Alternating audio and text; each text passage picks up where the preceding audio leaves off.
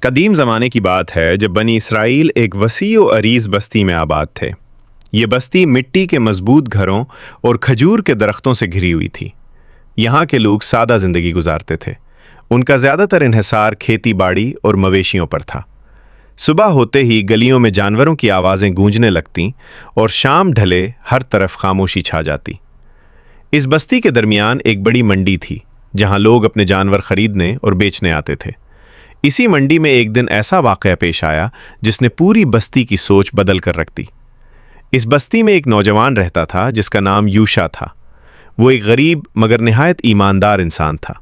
اس کے پاس چند گائیں اور بکریاں تھیں جنہیں وہ خود اپنے ہاتھوں سے پالتا اور ان کا خیال رکھتا۔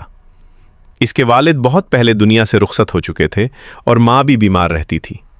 یوشا دن رات محنت کرتا مگر کبھی شکایت نہ کرتا۔ وہ جانتا تھا کہ رزق اللہ کے ہاتھ میں ہے اور سچائی ہی اصل دولت ہے۔ ایک دن بستی کے ایک امیر شخص کی قیمتی گائے گم ہو گئی۔ یہ گائے بہت خاص تھی کیونکہ اس کا رنگ سنہرا تھا اور وہ مضبوط اور خوبصورت تھی۔ امیر شخص نے اعلان کیا کہ جو کوئی اس گائے کا سراغ دے گا اسے بھاری انعام دیا جائے گا۔ بستی کے لوگ گائے کی تلاش میں نکل پڑے۔ ہر کوئی چاہتا تھا کہ انعام حاصل کرے، مگر دن گزرتے گئے اور گائے کا کوئی پتہ نہ چلا۔ کچھ دن بعد گائے مردہ حالت میں بستی کے قریب ایک کھیت میں ملی۔ اب مسئلہ یہ تھا کہ گائے کو کس نے مارا تھا۔ بستی میں خوف پھیل گیا۔ لوگ ایک دوسرے پر شک کرنے لگے۔ ہر شخص اپنی صفائی دیتا اور دوسروں پر الزام رکھتا۔ بات اتنی بڑھ گئی کہ جھگڑے شروع ہو گئے اور بستی کا سکون ختم ہونے لگا۔ آخر کار لوگوں نے فیصلہ کیا کہ وہ اللہ کے نبی حضرت موسیٰ علیہ السلام کے پاس جائیں اور ان سے رہنمائی طلب کریں۔ حضرت موسیٰ علیہ السلام اس وقت بستی کے قریب ایک مقام پر موجود تھے۔ لوگ ان کے پاس پہنچے اور سارا معاملہ بیان کیا۔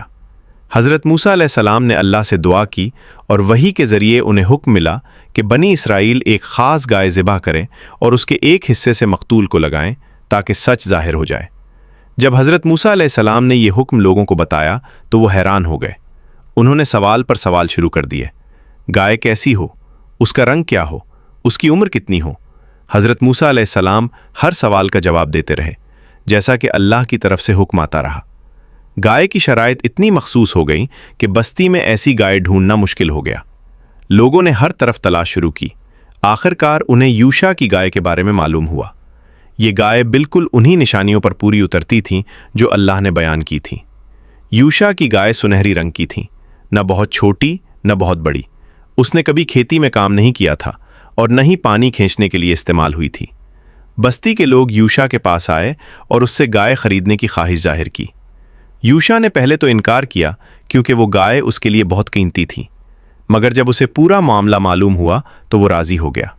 اس نے کہا کہ وہ گائے اللہ کے حکم پر دے گا، مگر اس کی قیمت وہی ہوگی جو انصاف کے مطابق ہو۔ لوگوں نے گائے کی قیمت ادا کی جو بہت زیادہ تھی کیونکہ وہ گائے نایاب تھی۔ گائے ذبح کی گئی اور اللہ کے حکم کے مطابق اس کے ایک حصے کو مقتول کو لگایا گیا۔ اللہ کے حکم سے مقتول زندہ ہوا اور اس نے اپنے قاتل کا نام بتا دیا۔ قاتل بستی کا ہی ایک شخص تھا جو لالچ اور حسد میں مبتلا ہو کر یہ جرم کر بیٹھا تھا۔ سچ سامنے آتے ہی بستی میں خاموشی چھا گئی۔ لوگ سمجھ گئے کہ اللہ کی نافرمانی اور شک سوالات انسان کو مشکل میں ڈال دیتے ہیں۔ اس واقعے کے بعد بستی کے لوگوں کے دل بدل گئے۔